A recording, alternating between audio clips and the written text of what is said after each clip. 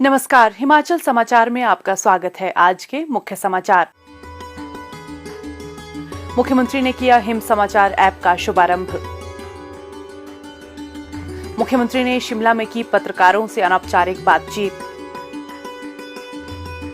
सरकार की योजनाओं से बागवानों के जीवन में आ रही है आर्थिक संपन्नता। सरकारी योजनाओं का पाकर साथ मुश्ताक ने ड्रैगन फ्रूट की खेती कर बदली अपनी किस्मत। और अब समाचार विस्तार से।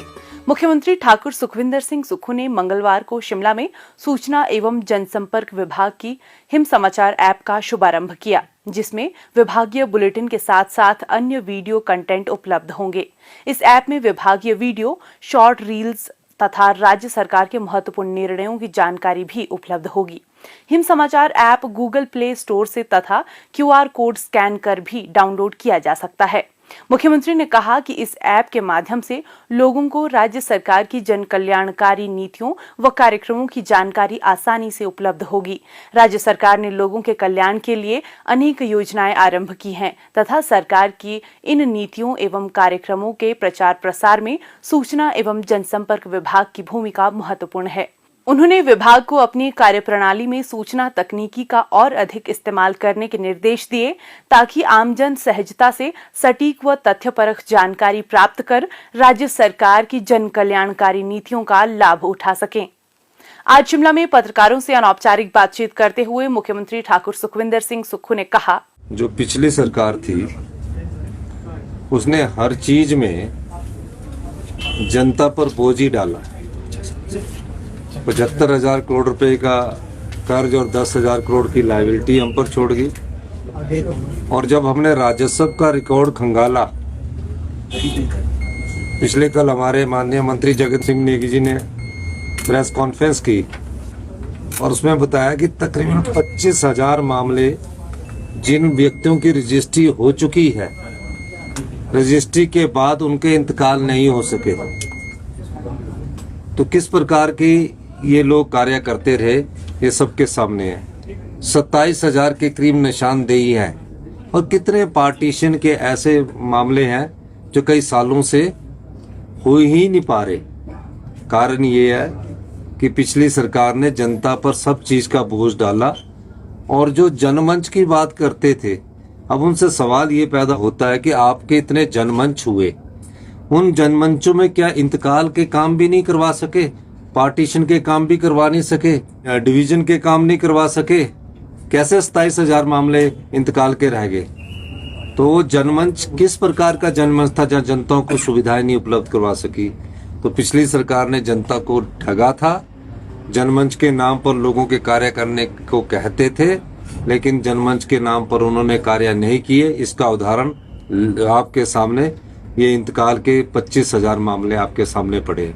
हमने राजस्व कानून में परिवर्तन किया है और सब लोगों के सहयोग से हम पार्टीशन भी जल्दी करवाएंगे और जो डिमार्केशन कई सालों से फंसी है उस बारे में भी नियमों में परिवर्तन करेंगे। प्रदेश सरकार द्वारा आपदा प्रभावितों के लिए घोषित विशेष राहत पैकेज से संबंधित पूछे गए एक प्रश्न के उत्तर में मुख्यमंत्री ने कहा, पैकेज का हम मंडी से शुरुआत कर रहे हैं, कुल्लू से शुरुआत कर रहे हैं, बिलासपुर में शुरुआत कर रहे हैं और लोगों को जो आपदा प्रभावित लोग हैं उनको राहत पहुंचाना ही हमारा मुख्य मकसद है।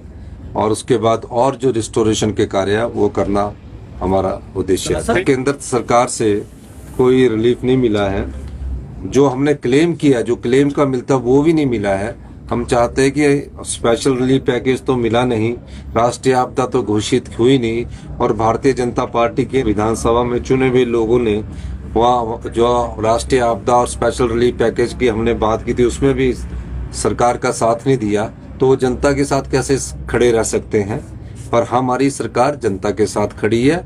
पर हम चाहते हैं कि जो हमारा क्लेम बनता है, जो हमने 12,000 करोड़ का क्लेम बना है, उसकी जो तीसरी केंद्रीय टीम आई है, मुझे लगता है कि उस बारे में जल्दी ही केंद्र सरकार को फैसला करना चाहिए।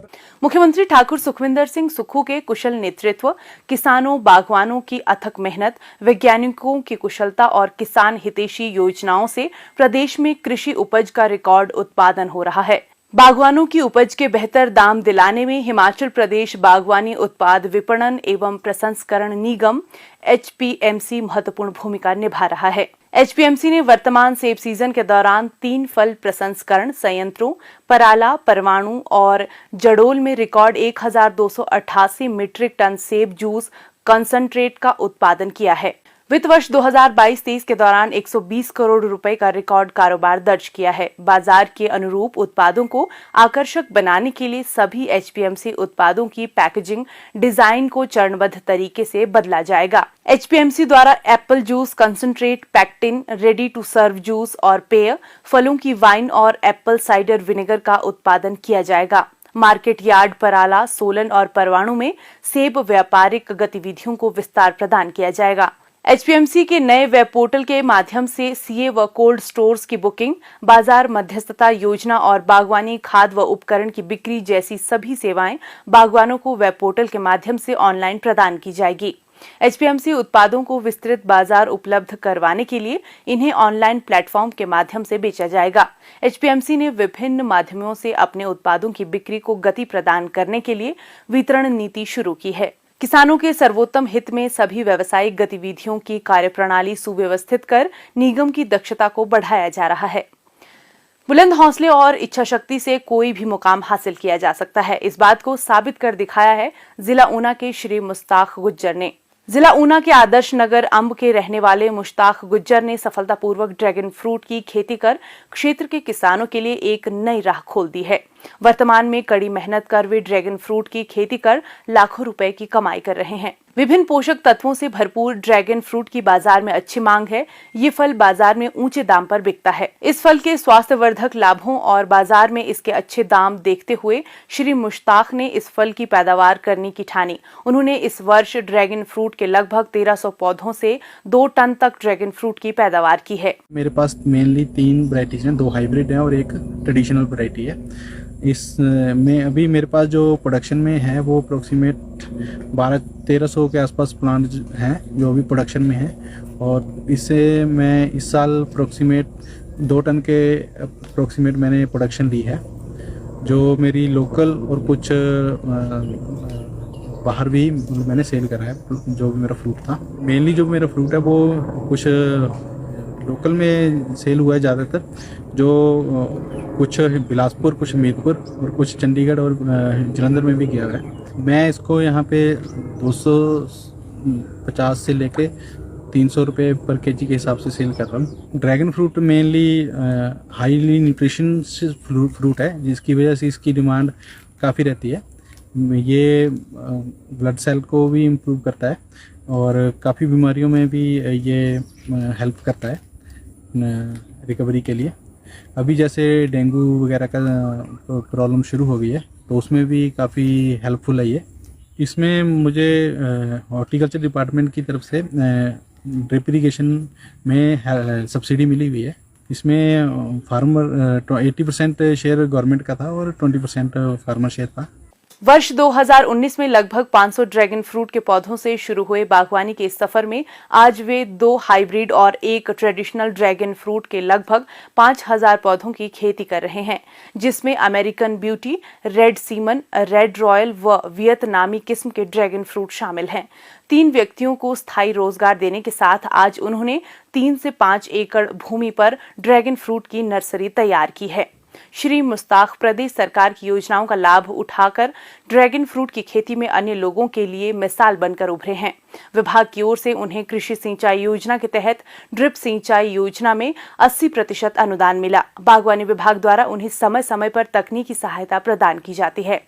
अधिकारियों के प्रयासों से ही ड्रैगन फ्रूट की खेती को किसान क्रेडिट लिमिट में जोड़ा गया है। 6.5 लाख प्रति एकड़ के हिसाब से इस फसल की किसान क्रेडिट लिमिट बनाई जा रही है। प्रदेश सरकार परंपरागत खेती को बढ़ावा देने के साथ साथ कृषि में नए आयामों की संभावनाएं तलाश रही है। राज्य के चहुमुखी विकास, सभी वर्गों के कल्याण और प्रदेश की आर्थिकी सुदृढ़ करने के लिए सरकार निरंतर प्रयासरत है। हिमाचल समाचार देखने के लिए